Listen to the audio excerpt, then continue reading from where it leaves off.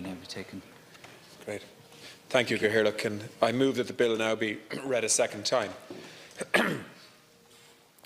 Last Friday, when the Government published its no-deal Brexit legislation, I remarked that as a member of the Oireachtas for 21 years, I found myself having the curious feeling of hoping that this would be the one piece of legislation that would do no more than sit on the shelf. People knew, I think, what I meant at the time.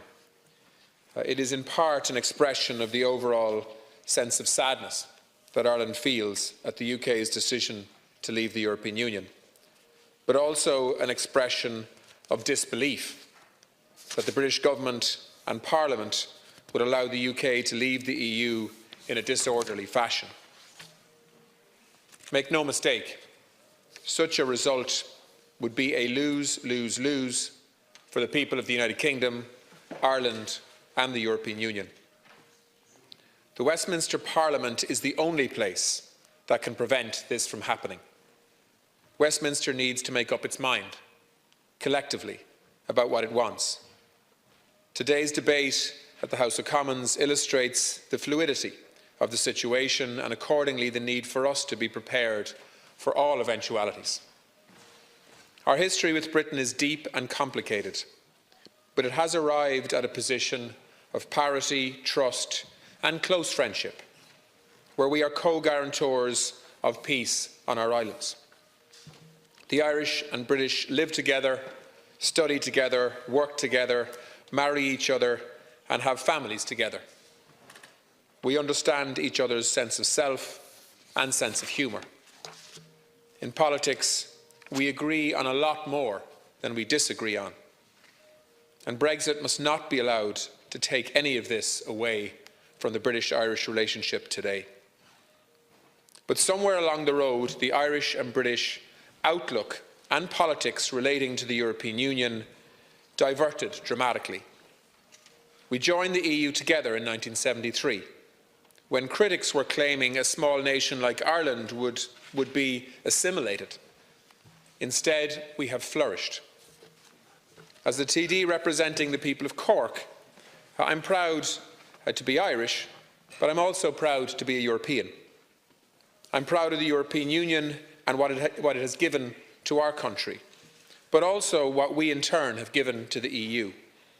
I want my 3 daughters to have the freedom to travel in Europe, perhaps to study and work in another EU country, and learn to speak other European languages. They will be no less Irish for doing so. Being Irish today is about being outward-looking, generous and European. As an Irish politician, I will face no backlash from the people who elect me for saying any of this. However, too few politicians in the UK were able or willing to say such things when discussing whether or not to leave the EU. And that is something that every member of this House must be awake to, as the same inward-looking political reversal is possible in all European Union countries. It would be complacent and naive to think otherwise. Brexit has reinforced once again that the loudest agitators in politics, the ones that get the most media attention, often have the least understanding of the consequences of what they advocate for. It is important for all of us who believe in the EU, as I do, the government, opposition and those standing for public office, especially those standing in this year's European election, that they honestly communicate with the Irish people the ongoing privileges and advantages of our EU membership, which we should never take for granted. However much we wish, we are not going to wake up to find the last 2.5 years has been a bad dream. The UK is leaving the European Union, and today we still don't know how or under what conditions. This poses unique and unprecedented challenges for Ireland. The Government continues to work towards the ratification of the Withdrawal Agreement, including the Protocol on Ireland and Northern Ireland, as a priority. We remain closely engaged with our EU partners, as well as maintaining ongoing contacts, of course, with the UK. Discussions are ongoing in Brussels between the EU and the UK.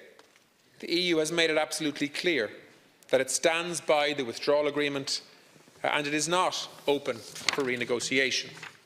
However, the EU has also made it very clear throughout this process that it will listen to British concerns, and it will continue to do so and try and accommodate them. Ratification of the withdrawal agreement would allow us to move on, to start work on the agreement that will frame our future relationship. The withdrawal agreement gets us to the next phase in the most pragmatic and sensible way possible. I would again like to take the opportunity to state that the unity and common purpose of all of the parties here in the Dáil to deal with this common challenge has been invaluable. I want to thank all of you for the facilitation and the support that you've given the government in the context of these negotiations to date. Brexit will bring real challenges for all of us. The government has been working hard to ensure that Ireland is ready for the changes and challenges that Brexit brings. We continue to seek to mitigate, as far as possible, the negative impacts of what is to come. With the impending approach of the Brexit deadline, we've had no choice but to ramp up our own no-deal plans. The withdrawal of the United Kingdom from the European Union Consequential Provisions Bill, which the government now lays before the Dáil, is a key part of that work. It covers, in primary legislation, the issues that need to be addressed immediately in the event of a no-deal Brexit, ensuring that key measures and protections are in place. It focuses on protecting our citizens, on supporting our economy, enterprise and jobs, particularly in key economic and vulnerable sectors. The bill forms part of the extensive preparations that are underway across government and indeed across the EU. Our preparations include a range of measures, such as the recruitment of customs and SPS officials, preparations at our ports and airports, and a range of financial and advisory supports for businesses to help them prepare for Brexit. Comprehensive cross-government preparations were set out in the government's contingency action plan published in December and updated again on the 30th of January. This work continues at both national and EU level. All departments have sector-specific plans in place. These address key challenges arising from a no-deal Brexit and associated mitigation efforts. Our work at national level goes in tandem with the significant work underway across the EU to prepare for the UK's possible departure without a deal on the 29th of March. At EU level, 12 separate legislative proposals have been made as part of Brexit contingency preparations. They range from aviation connectivity to road freight connectivity, from dual-use goods to fishing authorisations. Ireland has engaged on the detail of what is proposed at EU level on contingency to ensure that our concerns are reflected in proposals being taken forward at an EU level. Given the emergency nature of this legislation, the government took the decision that progressing this through the Houses as an omnibus bill was the most practical and sensible way to ensure that we have the necessary legislation enacted on time. The bill contains 15 parts, addressing primary legislative issues which require immediate attention in a no-deal scenario. These will be complemented by a range of issues which will be addressed by statutory instrument also before the 29th of March. Primary legislative measures have been identified following a detailed screening by all departments of the legislation currently in force. The relevant ministers will introduce their sections of the bill and set out those measures under their remit in more detail. However, I would like to give deputies a brief overview of what we're proposing. Firstly, should the withdrawal agreement be ratified, this bill will make provision in domestic law for a transition period during which EU rules and regulations will continue to apply to the UK, even though it will be formally a third country. This transition period effectively maintains the status quo up until December 2020. It will allow for the negotiation of an agreement on the future relationship between the EU and the UK and provide certainty to citizens and businesses as we continue our preparations for the new relationship with the UK outside of the EU. Can I say that that provision, though, is about a provision that applies should there be a withdrawal agreement agreed and we move into a transition phase, to make sure that we treat the UK as a third country outside of the EU but in transition effectively as an EU member state. And that section is different to the rest of the proposed legislation, which applies in a no-deal emergency situation.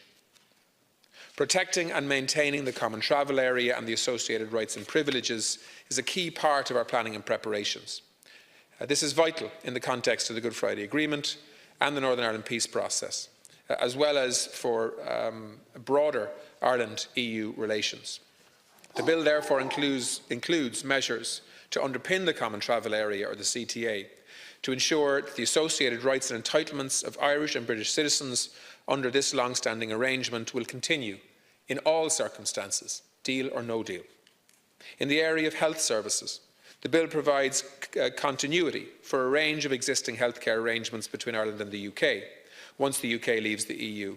The Minister for Health will be provided with the power to make regulations in a number of matters, including to enable persons from Ireland to access healthcare in the UK.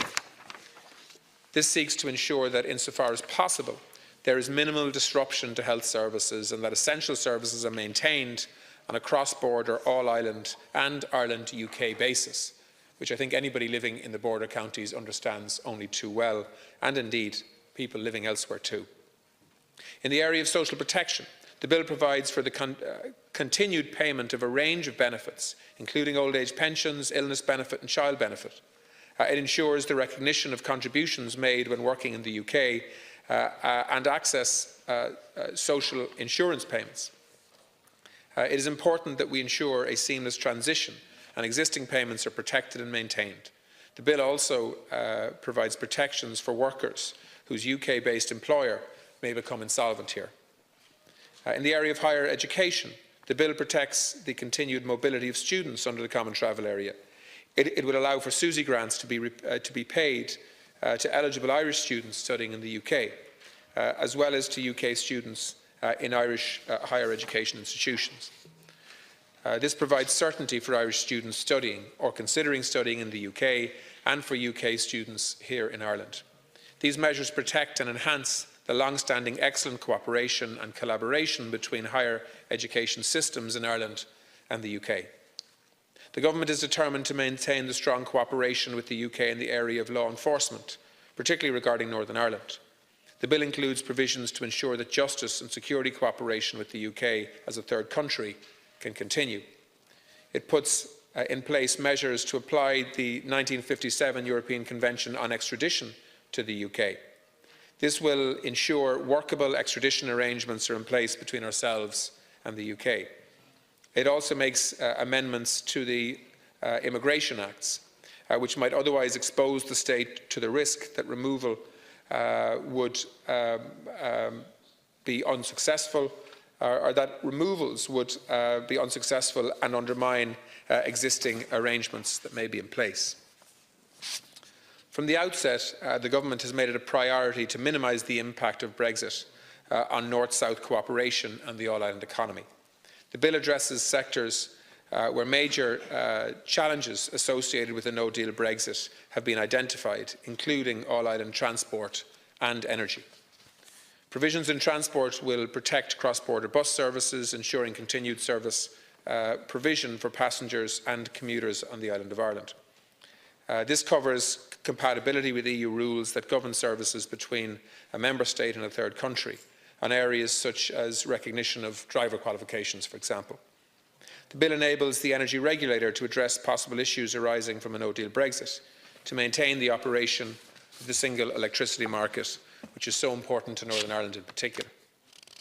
The bill also covers tax measures that seek to minimise the disruption to business operating cross-border in the immediate aftermath of a no-deal Brexit. In relation to capital acquisition tax, the amendment provides continuity in existing treatment that landowners who operate cross-border will not be disadvantaged.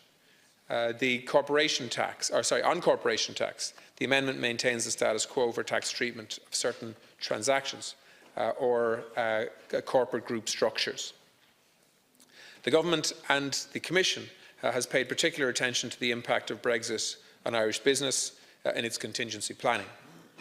Businesses and other affected areas need to respond and prepare themselves, and the Government is providing an array of supports and information to assist them. The bill will now give Enterprise Ireland additional enabling power to further support businesses through widening investment loans and research and development and investment grants. This is to further assist Irish businesses in remaining competitive and resilient in a no-deal Brexit context. This will maximise our capacities to support businesses in the face of what could be a difficult transition. The bill also provides continuity for financial services, while the Irish market transitions to a new central securities depository provider. Other measures provide for a temporary run-off regime to protect Irish policyholders from continuity issues with their insurance contracts in the event of a no-deal Brexit. Finally, the bill includes provisions to introduce postponed accounting for VAT purposes in a no-deal scenario. This will alleviate the impact of potential cash flow burden issues faced by businesses post-Brexit. This is a practical measure which will support businesses, and it's an issue that has been highlighted by multiple industry representatives. I would like to flag that in the area of taxation, the Minister for Finance will introduce 2 technical changes on taxation at committee stage next week, and I'll happily brief any of my colleagues in relation to the content of that, should they want it. It is the Government's intention that following the second stage reading this week, the bill will then go to Dáil Committee and report stage next week, and then it will go to the Seanad for second stage and committee and report stage for the week of the 11th to the 14th of March. This timeline allows for the commencement orders and other secondary legislation arising, numbering some 30 pieces, to be enacted in time for the 29th of March. Ministers have briefed Oireachtas committees over the last 2 weeks since the publication of the heads of the bill to discuss the proposed measures in their sectoral areas. As the timelines are tight for the necessary enactment, the Government will work very closely with all opposition parties in the Oireachtas and all members of the Dáil and Seanad to ensure that the necessary no-deal Brexit-related legislation will be in place before the end of March. This legislation is an essential part of our whole-of-government preparations for Brexit. I appreciate the cooperation from all members in both houses for their assistance and cooperation to ensure that we can get this bill through the relevant stages and enacted in time. In conclusion, the potential impact of a no-deal Brexit in Ireland would be severe. Minister Donoghue recently outlined the potential macroeconomic impacts and negative impacts that would be faced across a number of exposed sectors. Our preparations, including through our legislative proposals, are focused on minimising these impacts. I have reiterated, however, that managing a no-deal Brexit is an exercise in damage limitation. It would be impossible in a no-deal scenario to maintain the current seamless arrangements between the EU and the UK across the range of sectors which are, at the moment, facilitated by our common EU membership. The Government is committed to working at a national level as well as at a European level to minimise impacts for our citizens and businesses as much as possible. The bill before you forms an important part of this work. It puts in place necessary measures for the application of a transition period under the withdrawal agreement. It also provides continuity in key arrangements with the UK, notably in the context of the CTA. In doing so, it seeks to protect our citizens and support the economy, enterprise and jobs in key sectors. There will come a time, I hope, where the word Brexit will no longer dominate the lens through which British-Irish relations are viewed.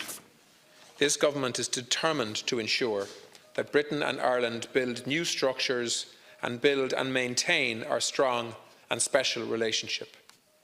But I say it again, our future is European. It is incumbent on all of us to ensure that Ireland remains an active and committed member of the EU and its single market and customs union.